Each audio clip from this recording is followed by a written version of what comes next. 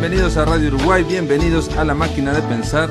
Arrancamos hoy lunes una nueva semana en La Máquina acá en Radio Uruguay. Espero que hayan disfrutado de este fin de semana. Arrancamos también con Jorge Pozzi en controles de emisión y con el Flaco Germán en la puesta a punto ahí en la producción. Vamos a empezar este programa de hoy dándole la bienvenida a Omar Gil. ¿Cómo andás, Omar? ¿Qué tal? Muy bien. Omar Gil es un hombre que no suele pasar por acá, estos hombres acá en La Máquina de Pensar. Generalmente pasan muchos escritores, pero que yo recuerde no hay ninguno que haya sacado el primer libro y haya ganado el Bartolomé Hidalgo. Bueno. Es casi una cuestión excepcional. Sí, bueno, en realidad también esto es una cosa que tiene una mezcla de literatura con divulgación científica. A lo mejor en esa categoría ya no se hace tan complicado, pero... Vos decís que no hay tanta competencia. Matemáticamente tenemos chance. Fue el libro ganador del Bartolomé Hidalgo 2012. Lo entregaron ahí en la Feria Internacional del Libro, en el rubro investigación y difusión científica, ¿no? Sería un ensayo, pero en la parte de difusión científica. Sí. Aparte el libro creo que quizás lo que tenga un poco de atractivo para la gente que evalúa los Bartolomé, que es una mezcla como de ensayo de divulgación, de ensayo sobre educación matemática, pero también tiene una parte literaria, que tiene como la estructura de una novela con un hilo argumental muy simple, que incluso uno la puede leer como un montón de cuentos aislados, y sobre ese hilo se van enhebrando algunos artículos de divulgación y algunos artículos que analizan un poco el estado de la educación matemática. Omar, vos sos profesor, sos obviamente doctor por la Universidad Autónoma de Madrid, o sea que aquí esto transcurre en Madrid en gran parte, se trata de alguien que va a hacer una especie de encuentro, congreso, ahí va a estar con otros matemáticos, y sos doctor por la Universidad Autónoma de Madrid, obviamente investigador del programa PEDESIVA, profesor agregado de la Facultad de Ingeniería de la Universidad de la República, tenés 3 hijos y sacaste otro libro aparte ahora que se llama Cuentos para que Sofía no se pueda dormir, que no tiene nada que ver con la matemática. No tiene nada que ver con la matemática, solo tiene una broma en la solapa. Es un libro de cuentos de terror y de cierta impresión como para adolescentes, y tiene una broma que es que en realidad uno no tiene que asustarse de los logaritmos, tiene que asustarse de otras cosas. Claro, son más peligrosas. Y sobre esas otras cosas es que habla el cuento, el libro de cuentos. Esto tiene que ver, quizás, para explicar este éxito de tu libro, Matemáticamente tenemos chance, integraste el programa para el mejoramiento de la enseñanza de la matemática de la ANEP. Porque ya es un lugar común decir que la matemática es un hueso duro para... ¿no? O sea, sí. La semana pasada estuvimos conversando aquí sobre el idioma español, sobre la lengua, sobre las palabras uruguayas, y también vimos que el idioma español y la matemática son como las dos más, no sé si áridas, más difíciles, ¿no? Y entonces el tema es cómo hacer algo lindo, algo que tiene esa visión. Sí, viene un poco de esa preocupación. Ahora me quedé pensando cuando pasabas la ficha mía, yo ahora soy profesor titular de la Facultad de Arquitectura. Profesor titular de grado 5, está bien. Y le contaba a Germán que un poco uno de los desafíos que me hizo ir para arquitectura era el de generar en la cátedra de matemática un espacio educativo y tratar de tener como un lugar para reflexionar e intervenir sobre problemas de la educación, que me parece que hay muchísimo para hacer. Y sí, esos dos... Son como matemática, el manejo del lenguaje son como estructuras mentales, maneras de concebir el mundo básicas, ¿no? De hecho, por ejemplo, en la Facultad de Ingeniería hace muchos años que medimos cómo tratamos de evaluar la situación de los estudiantes al ingreso de las carreras y después se les sigue en su evolución en la carrera. Eso es un trabajo que básicamente hace la unidad de enseñanza de la facultad, y una de las cosas que hemos encontrado bastante sistemáticamente, aunque en realidad el mérito es de la gente de la unidad que hace estas cosas, yo participo como interesado y colaboro un poquito con ellos, pero es muy marginal. Una cosa que hemos encontrado es que el manejo del lenguaje, la capacidad de extraer la idea principal de un texto, ese tipo de habilidades que la comprensión lectora, transversales, es lo que mejor predice después cómo le va en la carrera. ¿Mira? Sí, incluso más que las competencias específicas en matemática, física o química. Ahora que te estaba escuchando también, porque estuvimos conversando la semana pasada, ya te digo, con profesores, con inspectores, con directores, con gente que ha escrito, que ha estudiado el idioma español en Uruguay, ¿no? Y parece más claro que el idioma español no te atrae tanto porque en principio el estudio de la lengua es el estudio de un medio, ¿no? O sea, las palabras es un medio para pensar, el lenguaje es un medio para pensar. Si yo tengo 1500 palabras, voy a tener una visión más rica que si uso solo 500 palabras, ¿no? Y es obvio, si uso 10.000 palabras, exactamente lo mismo.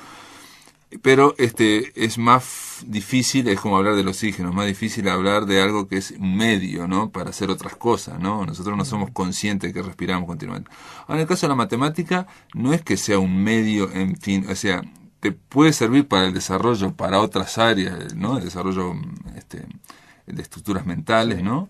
Pero la matemática es un fin en sí mismo. Es las dos cosas. Es las dos cosas. Y en realidad creo que ninguno de los dos aspectos se entiende bien si uno le quita al otro, ¿no? Entonces hay una sección en el libro, un capítulo que se llama Matemática Pura, Matemática Aplicada, que a veces es como cierta oposición. Y la matemática se ha desarrollado históricamente por dos fuentes de impulso. Uno es el intentar modelar el mundo real, o lo que percibimos como el mundo real. Y el otro es el propio impulso interno de la disciplina de generar estructuras intelectualmente desafiantes. Y bellas. Sí. Ahí hay una cuestión, surge también en el libro una fascinación por el tema de, digamos, de lo que se podría ser catedrales de, digamos, lógicas o de la matemática, es decir, de ver cuando hay algo que está bellamente dicho y que expresa, sintetiza y es muy accesible por todo, ¿no? Sí, frente a aquello que es más abstruso, más largo y más complicado. Sí, es como un test en la matemática, la belleza. A veces los matemáticos se encuentran o encontramos resultados por caminos que estéticamente no nos satisfacen y bueno, y buscamos por otro lado, ¿no? A veces uno hace construcciones muy complicadas, enrevesadas, y después intenta ver cuál es la perspectiva en la cual eso tiene un orden que lo hace estéticamente más satisfactorio, ¿no? Eso es permanente. Y después está el otro impulso que es, bueno, si hay un fenómeno de la naturaleza y uno lo quiere comprender, y bueno, y a veces la gente se lanza un poco a brazo partido intentar comprender eso y al final termina como convergiendo las buenas explicaciones con explicaciones elegantes, con cierta economía interna que las hace simples y que ayuda a la comprensión, ¿no? Recuerdo yo como estudiante de matemáticas fui alumno por 2 o 3 años de Rodrigo Arocena, que es rector de la universidad ahora. Y él siempre nos decía, nos invitaba a buscar la simplicidad, decía lo simple va más lejos. Y bueno, y eso también tiene de alguna forma como cierto criterio estético por detrás, ¿no? Claro, sí, y hasta cierta filosofía, digamos, ¿no? Frente a una tendencia más aristocratizante, ¿no? Buscar algo más aristócrata, la idea de buscar algo más accesible o como un ideal. Matemáticamente tenemos chance, obviamente acá el engancho es, yo diría sencillo y difícil a la vez, es tratar de demostrar que la matemática está en todas partes, ¿no? O sea, uno va avanzando continuamente, digo, aunque no seamos conscientes, uno va a buscar una palabra en Google y eso hay fórmulas y vectores, no sé qué historia que hicieron posible que ahora Google arrasara con todos los buscadores. Yo soy de la época que había otros buscadores, uno decía, vos cuál usás, cuál, ¿no? Yo uso ¿no? Nadie pregunta eso nadie pregunta, eso no existe más. ¿Por qué? Porque hubo un salto cualitativo. Pero así, estamos hablando, bueno, matemáticamente tenemos chance de las eliminatorias del Mundial, que ahora estamos justamente medio complicados, otra vez se actualiza el libro, matemáticamente tenemos chance. O sea, la idea es de que la matemática está en todas partes. Sí, hay una matemática funcionando. Toda nuestra vida social compleja, toda la tecnología que usamos, los procesos que se activan para resolver problemas tienen matemática implícita en muchos lugares. Sobre todo la tecnología de comunicaciones es formidable. Para decirte una cosa que yo a lo largo de mi vida he visto cambiar drásticamente, ahí los modelos matemáticos, en realidad toda este mundo de la comunicación está basado en la teoría de la información de Shannon, que es básicamente un intento por matematizar la noción de cuánta información viaja en una señal. Y bueno, él propone una teoría, define una medida en la que aparecen los logaritmos, y no es muy complicado entender, no lo voy a explicar ahora, pero es una cosa que uno podría explicar en 5 o 10 minutos de por qué es natural que aparezcan logaritmos ahí en juego. Y bueno, y esa comprensión en un marco conceptual de la información permite hacer cosas como, por ejemplo, comprimir la información muy bien y saber hasta cuánto se puede comprimir, que eso uno lo hace cada vez que hace un zip, o mandar información sin que las interferencias la destruyan. Eso también está en el marco de la teoría. Y la matemática que hay ahí va desde cosas muy, muy elementales. De hecho, tenemos un poco un proyecto que es medio como un paralelo teatral de Matemáticamente Tenemos Chance, un proyecto de teatro y matemática que lo arrancamos en la Facultad de Ingeniería. Y hay algunos juegos para niños que toman elementos de la teoría de la información, que básicamente con preguntas y respuestas se va digitalizando la información. En realidad la clave ahí es, la información digital esencialmente son como registros de ceros y unos. Claro, De el bits, 0 y el 1. Sí. El 0 y el 1, y bueno, el 0 y 1 los podés representar por sí o no. O sea, entonces uno jugando con eso, en definitiva termina digitalizando la información y codificándola de manera eficiente, que se pueden hacer juegos que se pueden jugar con niños chicos, y cuando son un poquito más grandes uno se les puede explicar por qué eso tiene sentido.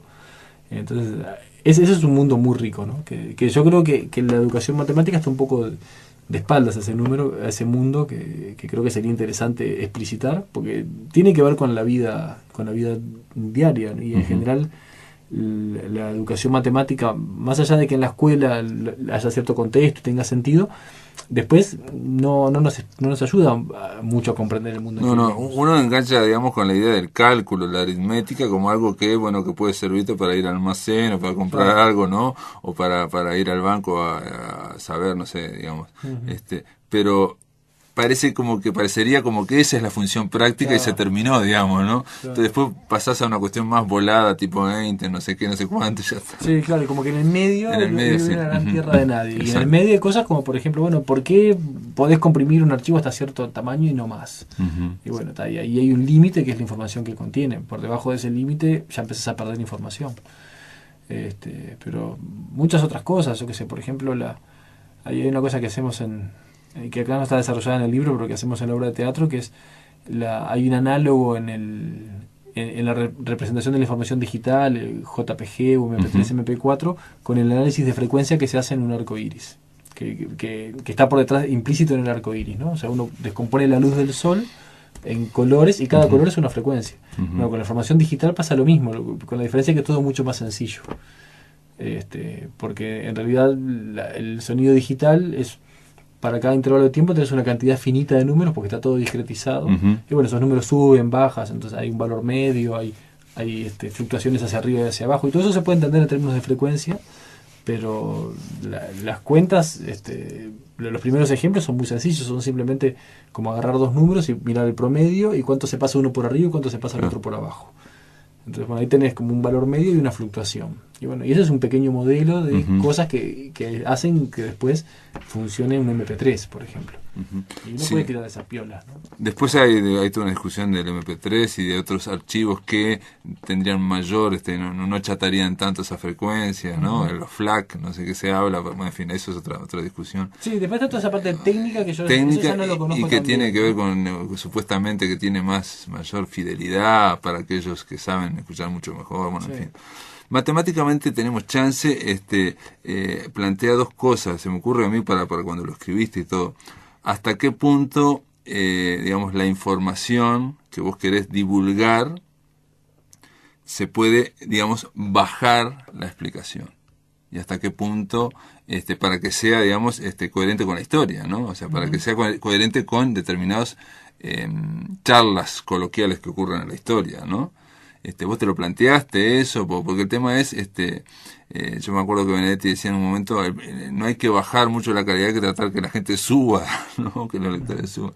¿Vos te planteaste algunos problemas de ese estilo o simplemente dijiste, bueno, voy a encarnar, digamos, en ejemplos estos tópicos, digamos? Hay una parte de eso que viene de plantearse problemas de ese estilo, es decir, ¿qué ideas centrales de la matemática, yo diría más que bajarla, diría, qué ideas centrales de la matemática están ya encarnadas en ejemplos muy elementales? Y hay una parte del libro que es como una respuesta a eso. Por ejemplo, estas ideas que te decía, uno puede descomponer la luz en en colores o una muestra de sonido en un valor promedio y fluctuaciones. Eso me parece que es como una idea general, que es que uno puede hacer análisis de síntesis de cosas, y eso yo creo que se puede llevar a una etapa muy temprana. Me parece que son contenidos que ya los estudiantes liceales pueden entender. Podrían manejar, y son más o menos equivalentes a cosas que los estudiantes ya manejan. Entonces hay alguna preocupación por eso, por decir, bueno, a ver, ¿qué cosas podemos llevar a nivel elemental? Lo que te decía de teoría de la información lo hemos experimentado con niños en las escuelas.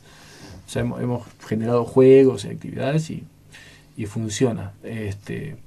Otras cosas las he usado en cursos de la universidad y creo que se podrían empujar un poco más allá. Me parece que hay muchas ideas básicas de la matemática que son como muy longitudinales, que aparecen muy temprano. Por ejemplo, una pregunta muy básica en muchos contextos es: ¿cuál es la mejor manera de hacer algo? Que es todo un área que tiene que ver con la optimización. ¿Cómo encuentra uno la configuración más eficiente, que gasta menos energía o menos costosa? Que aparte es una pregunta muy natural. Y la matemática está llena de mecanismos para responder esas preguntas. La otra es cómo podemos clasificar con Uruguay. ¿Cómo podemos clasificar? Ese es un problema que escapa de la matemática. Bueno, pero ahí se intenta hacer un planteo, una aproximación en cuanto a que la cuestión no solo es ganar, sino tratar de no perder, ¿no? O sea, ¿no? Diferenciar todos los cuadros los equipos, las selecciones que no pierden tanto. Sí, ahí hay una broma que tiene que ver con un problema que también es interesante, que es que todos los mecanismos sociales de elección tienen como cierto grado de arbitrariedad, no hay mecanismos sociales que vos digas, esto va a funcionar y nos va a liberar de paradojas, y entonces se trata de explotar un poco ese juego para ver, dados los resultados de la eliminatoria del 2006, cuál podría haber hecho clasificar. Claro. Lo mismo para el tema del corte electoral, para las elecciones, ¿no? O sea, distintos países buscan distintos métodos, pero siempre hay, digamos, un elemento perturbador ahí, o que, digamos, distorsiona un poquito. Sí, ¿no? sí. Hay resultados o sea, se elige cuál va a ser el bien, ¿no? Claro. Sí. O sea, me distorsiona un poquito para los diputados, para los senadores, o para los partidos, en fin.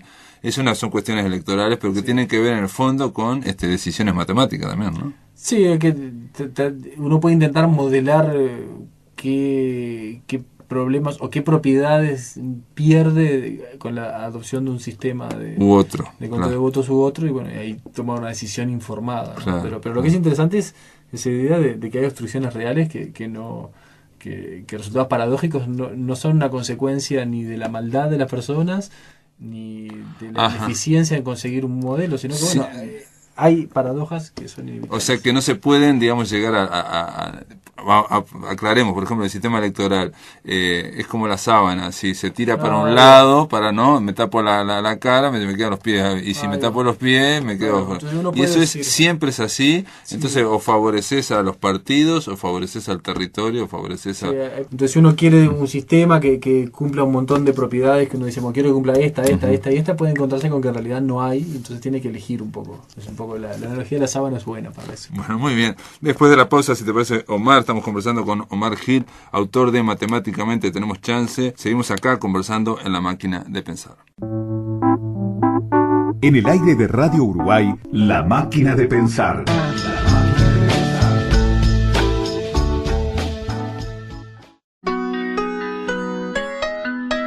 Para comunicarte con La Máquina, envía un SMS al 099-780066 o un correo electrónico a lamaquinadepensar@adinet.com.uy. Si querés volver a escuchar charlas, entrevistas o columnas, ingresa a piensamáquina.blogspot.com y bienvenido al corazón de las palabras.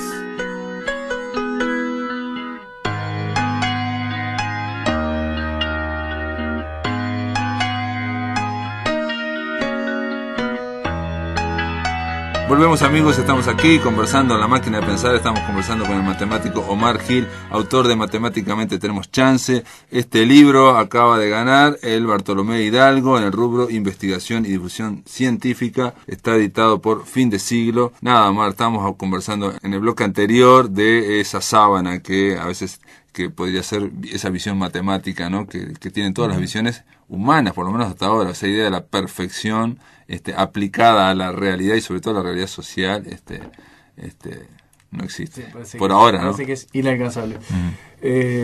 Sí, bueno, por lo menos con los marcos teóricos a lo mejor se encuentran maneras de hacer posible lo que parece imposible o de buscarlos, sustituir criterios de perfección actuales por otros, pero si uno le exige ciertas propiedades a los sistemas de elección social, resultan ser incompatibles. O sea, uno tiene que negociar. Omar, y tiene, ya te voy a decir un bolazo, pero tiene que ver eso con que así como se ha dicho que en la naturaleza no existe la línea recta, ¿no? Y no existe el cero, digamos, que son todas construcciones nuestras, digamos, ¿no? Entonces cuando estás en el terreno de la construcción humana, digamos, ¿no? Que es abstracta, el cero, la línea recta, o digamos, todo esto, las aplicás a la realidad y siempre hay un factor de dispersión, ¿no?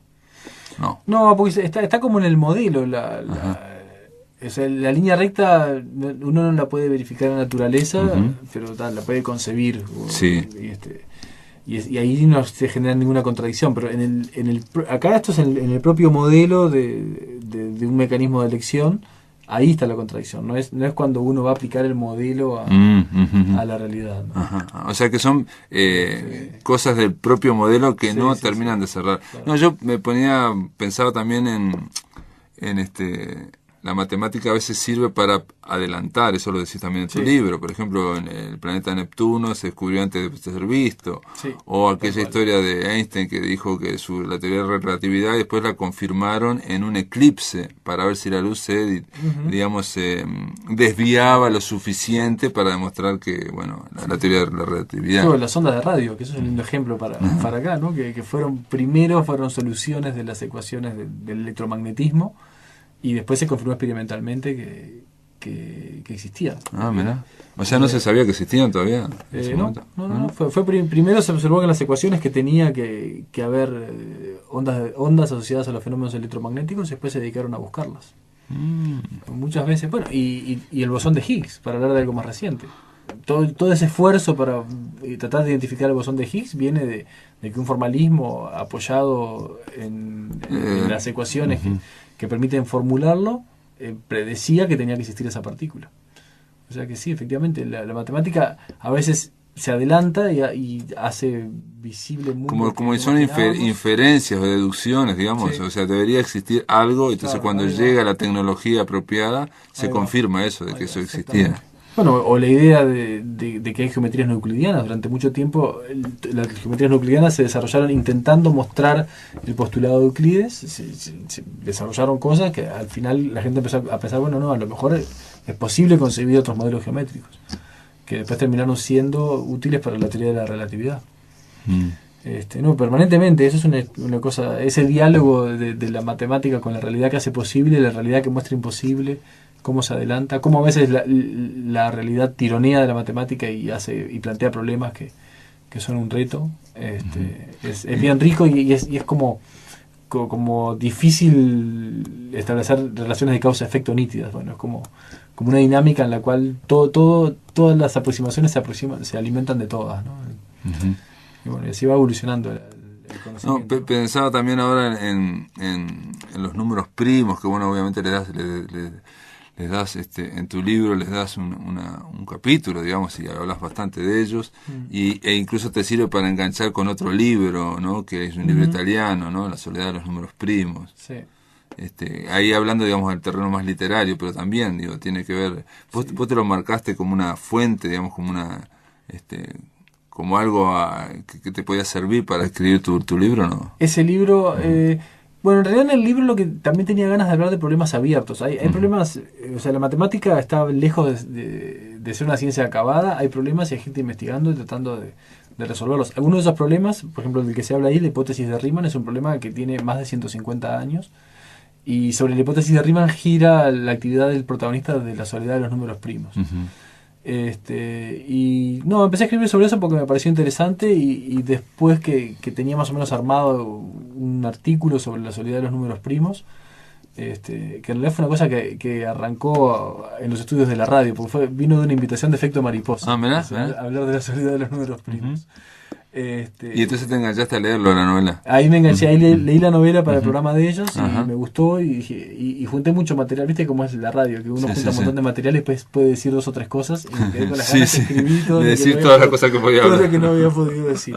Y después como en realidad la historia del personaje es la historia de un personaje que está escapando de una relación de pareja, Ujú, ujú. que aparentemente se agotó, no se vuelve a Montevideo, no sé qué le pasa después de que vuelve a Montevideo, pero por ahí conecta la situación personal del personaje con la trama de la soledad de los números primos y viene a cuento para hablar de los problemas abiertos de la matemática, entonces como que encajaba bien en la trama. Ujú, ujú. También la trama se formando un poco a partir de cosas que había escrito que me habían preocupado especialmente. Claro, de la matemática. o sea que digamos que las canibalizaste, o sea, buscaste, poquito. entonces dijiste cada escena, porque en realidad es una novela donde van con distintas escenas, con distintos personajes, con este hilo Sí. de este personaje protagonista, y donde se va hablando, obviamente, el protagonista es un matemático, pero se habla de muchísimo, digamos, ¿no? O sea, de matemática. Sí. Hay con respecto a este programa de televisión argentino que se pasaba en el Canal 5, ahora no recuerdo. Alterados por Pi. Exacto. ¿Hay alguna afinidad, alguna identidad? Te digo con el tema de bajar, el famoso de bajar para tratar de divulgar. Todo aquel que intente divulgar, corre riesgo casi de hacer el payaso, digamos, ¿no? Creo yo, en el sentido de que tratar de darle una dinámica que normalmente no tiene. Sí. Hay un poco de contacto por esa preocupación de divulgar. Después creo que los recursos son bien distintos, ¿no? Acá esto se mete dentro de la ficción, Paenza no hace eso. No, y para hacer el payaso tengo la obra de teatro, ahí mi personaje es mucho... Hay algunas historias de acá que le hacemos en la obra de teatro y el personaje que yo hago es mucho más payasesco. Ah, pero lo haces vos. Sí, yo actúo el personaje. Se llama Primos entre sí la obra. Ah, no, pero eso, ¿ya está la obra? Sí, ¿no? hace como 3 años que la estamos haciendo. ¿Y dónde la hacen? En general hacemos en centros educativos, hicimos algunos ciclos en la Facultad de Ingeniería y en la Casa de los Siete Vientos, que es la sede de Horizonte Teatro. Sí, sí. Ahora acabamos de hacerla en Chile. La semana pasada la hicimos en Santiago de Chile, en un festival de teatro matemático. Sorprendente, no te había entendido que la estaban haciendo y que vos actuabas encima. Sí. No, porque eso implica tratar de conectar lo que es un saber, digamos, cualquier saber, ¿no? Ya sea semiótica o lingüística, con lo que es la calle, con lo que es tratar de darle una sensorialidad a cuestiones que tienen ejercicio de mucha racionalidad, ¿no? Sobre todo o por lo menos intelectualidad, ¿no? Sí, estamos tratando de ir un poco por ahí. Hemos hecho algunos juegos también con una bailarina que se incorporó al proyecto de movimiento y de hablar un poquito de la dinámica de cómo la matemática modela el cambio y el cambio vivirlo cambiando posiciones en el espacio, moviéndose. Y queremos desarrollar una línea de trabajo en ese sentido porque realmente siempre me resulta como insatisfactorio que una ciencia como la matemática que tiene tantos recursos para analizar el movimiento, uno no la aprenda quieto. Entonces, sí. El movimiento tenemos una experiencia sensorial muy clara, ¿no? Uno percibe cuando está quieto, cuando se mueve, cuando se acelera, cuando se desacelera. Correcto. Y eso tiene mucho que ver con conceptos matemáticos que nos parece que si uno pudiera abrir un canal para entenderlos desde ahí, ganaría todo el mundo y en particular alguna gente ganaría mucho, ¿no? Hay gente que aprende más por ese lado, ¿no? Aprende más por el lado. Claro, pero aparte siempre tiene que ver con distintos abordajes, distintas visiones, ¿no? O sea, le cambias la visión, entonces no quiere decir que alguien la vaya a tomar totalmente, pero obviamente enriquece, porque el contraste, genera otro conocimiento, ¿no? Otra experiencia, por ahí ¿no? vamos.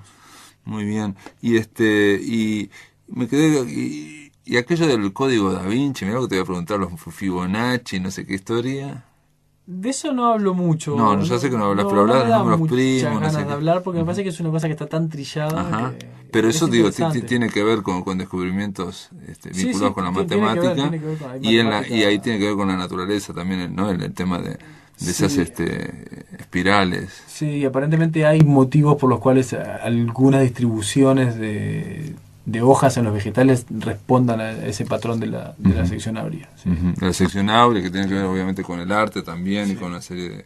O sea, ahí lo que hablábamos al principio acá en esta conversación con respecto a trasladar, digamos, modelos intelectuales a la naturaleza o a la realidad, que siempre hay una distorsión, ahí parece que sería distinto, ¿no?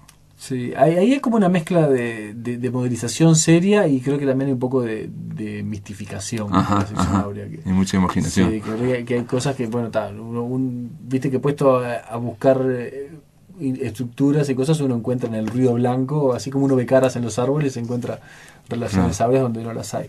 Pero hay algunas áreas de modelización en biología que dan sentido, y de hecho, por ejemplo, aparece, porque están generados, los números de Fibonacci están generados por una regla recursiva muy sencilla que Fibonacci planteó como una cuestión de reproducción de conejos, pero que no tiene nada que ver con los conejos.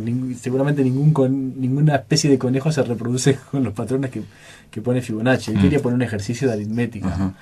Y eso, por ejemplo, aparece, hay algunos métodos de cálculo numérico en los cuales te termina apareciendo la relación áurea, porque por detrás se genera una dinámica que está gobernada por la misma dinámica que gobierna los números de Fibonacci. O sea que aparece en algunos contextos, pero yo creo que esa cosa de que como que está en todas partes... No, yo lo vinculaba también con Torres García, con el tema de la regla áurea, todo eso, que también tenía un componente también un poco místico también en Torres García, digo, ¿no? Pero bueno, la idea de ir a buscar las proporciones, digo, eso viene también de los griegos, toda esa historia, que también tenían que ver con trabajos de proporciones, por lo menos de matemática, de proporcionalidad, ¿no? De canon estético. Bueno.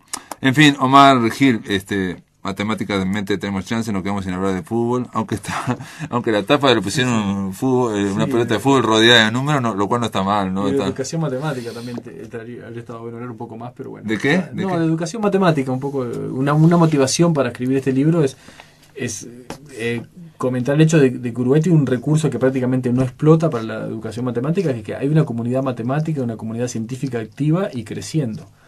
Y esa comunidad matemática está aislada de la formación de profesores y de la formación de maestros. Y ahí se pierde una gran riqueza. Y aparte en detalle, Omar, una virtud que tiene Uruguay es que es un país de cercanías, y es un país pequeño. Pero eso que estás diciendo vos es exactamente lo que decimos nosotros, y lo repetimos, con respecto a los escritores. O sea, hay un montón de escritores de mucho nivel que estarían fascinados de ir al sistema de enseñanza a conversar simplemente y a las clases. De hecho, yo estaba organizando hace unos años ferias del libro en el interior, y que precisamente se hacía eso, ¿no? O sea, se desembarcaba y en esas conversaciones con los liceales o con la gente de la UTO, ¿no? Desde el punto de vista del arte literario, quedaban fascinados, digo, ¿no?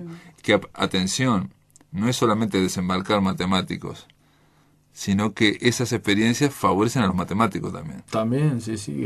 El diálogo es de ida y vuelta, ¿no? Pero yo creo que, por ejemplo, que los matemáticos participaran institucionalmente en la formación de docentes de matemática, cosa que ahora no ocurre, eso sería un terreno sumamente beneficioso para los dos, para los dos colectivos, y para la educación de los estudiantes que en la universidad aprenden matemática de los matemáticos, y para la formación de profesores.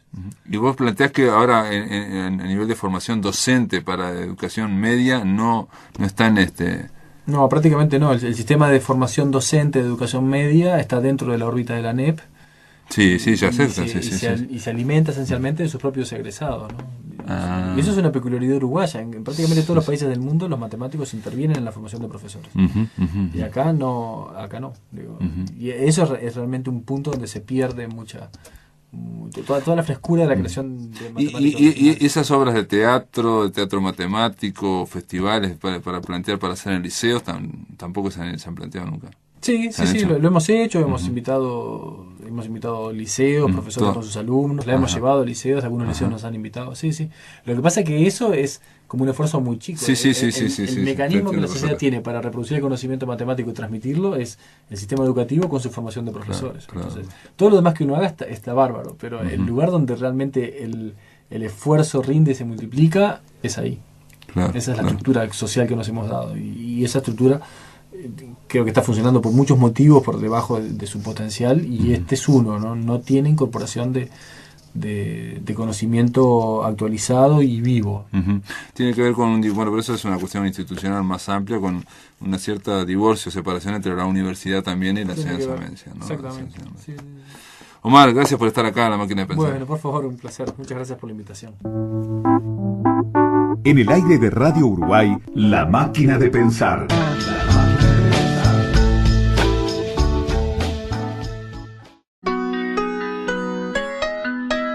Para comunicarte con la máquina, envía un SMS al 099 78 0066 o un correo electrónico a la máquina de pensar @adinet.com.uy. Si querés volver a escuchar charlas, entrevistas o columnas, ingresa a piensamáquina.blogspot.com y bienvenido al corazón de las palabras.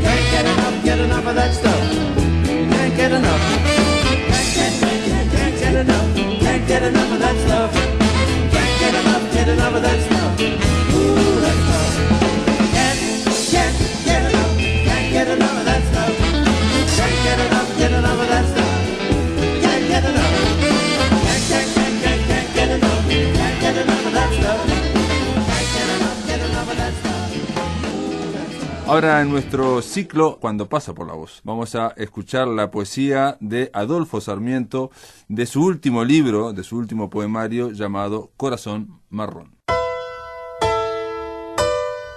¿Qué ocurre cuando el cuento y la poesía pasan por la voz? La palabra a través de la garganta y junto al corazón transforman al texto. Cuando pasa por la voz, un espacio para oír la voz de poetas y narradores.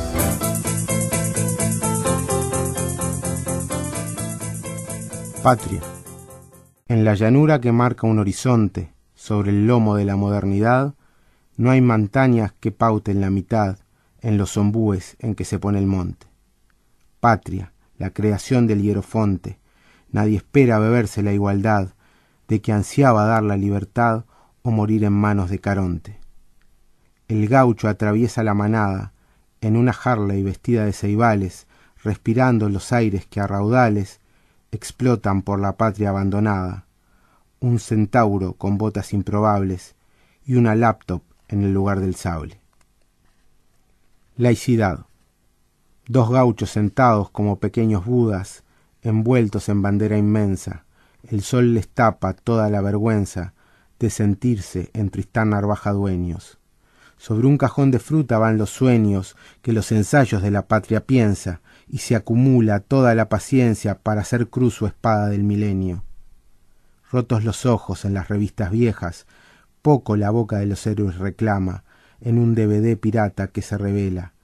Entre los carteles de los precios, el mercado se acerca a la ventana de la religión que fundó Varela. Urban Cowboy. Un perro de cristal hasta los dientes, cristal que se hace añicos, la quijada, hermosa en la metálica mirada, vagan de nuevo por el sol poniente. Con una calle estrecha de horizonte, un caballo y un perro en retirada no esconden el pudor de la planeada adoración por el sino valiente. El héroe enciende el faso y se recuesta en la esquina rosada de la villa, donde no hay restos de la aldea niñada. El banco es de bronce y solo encuentra aquel gaucho que arreaba la tropilla y hoy prende el primus de la garrapiñada. El patito feo oriental. Latente en el blister maternal, tragado por la propia matricera, adormecido en la historia fatal, patria angustia que lo merece entera. Avanza el gran patito feo oriental, en un chip adosado en la matera, una neurona procesa el bajo astral, color marrón manchando la bandera. Los cirujanos no pueden encontrar el láser que suture la deforme mirada del análisis forense. No existe escáner que pueda detectar el síndrome del ave desconforme, porque Leda no era rioplatense. Silogismo de Onetti. Primera premisa. Esta es la noche. Quien no pudo sentirla así, no la conoce. Todo en la vida es mierda y estamos ciegos en la noche, atentos y sin comprender. Segunda premisa. Esta es la vida. Quien no pudo sentirla así, no la conoce. Todo en la noche es mierda y estamos ciegos en la vida, atentos y sin comprender. Conclusión. Esta es la mierda. Quien no pudo sentirla así no la conoce. Todo en la noche es vida y estamos ciegos en la mierda, atentos y sin comprender. Así nos han dejado, gran cúmulo de inhabilidades, cartel de entrada, no hay vacantes, prohibida la pasada, un edificio se construye nulo. Fachada de cartón, de cine mudo, el peso de la muerte adelantada, un gaucho con espica enamorada, eternamente desatando el nudo. La N repetida hasta el hartazgo, nada, no, nunca, noche ni nocturno, jamás ya te veré morir de asco. La noche de la luna en 1000 pedazos, agriada en la grieta de un cotín burdo, melena de muchacha compasado. Para un nombre sin tumba. ¿Cómo estamos hoy? Cuerpos dóciles, a merced de una posible mentira. La hermosa visita de un ilustre visitante, un gaucho, 2 gauchos, 33 gauchos, el criterio de unidad de lugar, el vacío, la tabla rasa donde cortamos el asado, la fosa común para los 33 apóstoles, y él, el arqueólogo de la urbe, que se niega a morir, a ser enterrado, a dejarnos ocultar nuestras miserias de una sola vez, mientras llueve en el campo, siempre. Artigas. Van a poner sus huesos en una urna conceptual, una caja parisina o marsellesa, una mítica acme, leerán la Biblia de León y luego nada. Encontrar las razones. Todo te habrá cambiado, el tallo subterráneo de una patria híbrida, el retorno de lo real, un auto que se pasa a la luz verde, el pasaporte español, un nuevo impuesto. Después de que pase la convención, firmada la paz de octubre, repartidas las tierras, asentadas las paredes, empapeladas de celeste, asidas al mástil de cristal, verás que lo que viene siempre es mejor. Por eso es mejor que escapes, de lo mejor, como un cimarrón bipolar. La buena vaca, vestida de verde y endeudada, pasta en el prado de acrílico, hambrienta, hastiada del sol sin capa de ozono, casi esbelta, viene del opuesto del pasado, va atenta y atildada, sin remedio, está comiendo. Receta para construir una vaca. Hueso por hueso, de una forma amable, rellenarla con todas las leyes del país, las del pasado sórdido, las del presente imperfecto, forrarla con pantazote como el sillón de la abuela y ponerle una mantita de crochet. Colocarla en el dormitorio para apoyar la ropa antes de acostarse. Soñar. La vaca de los Sex Pistols. Dios salve a la vaca, nosotros la amamos. Ella nos guía en nuestra ruta y nos representa. Ella es el símbolo del pasado. Dios salve a la vaca. Su territorio suavemente ondulado te forma como un gaucho dócil dispuesto a firmar el próximo plebiscito. Dios salve a la vaca. Nosotros la amamos. Ella es nuestra reina. Está bajo el poder de la colonia y nos gobierna. Ella es el símbolo de que no hay futuro para mí en el sueño uruguayo. Desembarco. No hay poemas de arena, ni palabras de arena, ni héroes de arena, pero hay patrias construidas sobre la arena. Él, Blanes, lo sabía. Solo hay luz y recuerdos. La arena no guarda, solo se desintegra. La arena limpia pero no permanece, vuela y se acumula en el piso del 2 a Malvin. La arena es tibia en el día y fría en la noche, tan húmeda como quiera el mar. La arena son las cenizas de las rocas sobre las que se fundan las naciones. La arena es un experimento de la fotometría y un lugar para descansar entre gaviotas y vacas. La arena es una reliquia para llevar a Europa, una piedra aburrida que se esconde en el viento. La educación sentimental del gaucho. Carretera propia. Conocer de memoria, canción, ver los postes con nidos de hornero, colección, de recuerdos de infancia, de nuevo distorsionados, marrones. Alien. Abandonado al viaje, pasajero, de nuevo primitivo, exiliado, parado en el margen, al punto de ser tragado por la muchedumbre, desconocido. Tiempos modernos. Sentado en un avión, sumiso, en una talabartería del presente, montado, vivir a toda costa, seduciendo la contradicción, se vive. Patricidio. Fuera de la academia, bronce, robado para la venta, minorista, se proyecta la sombra de lo que era el busto, tapera. Cirujas. Saber que no domamos, solos, el potro apocalíptico rebelde, ni somos del futuro blandengues honorables. Mad Max.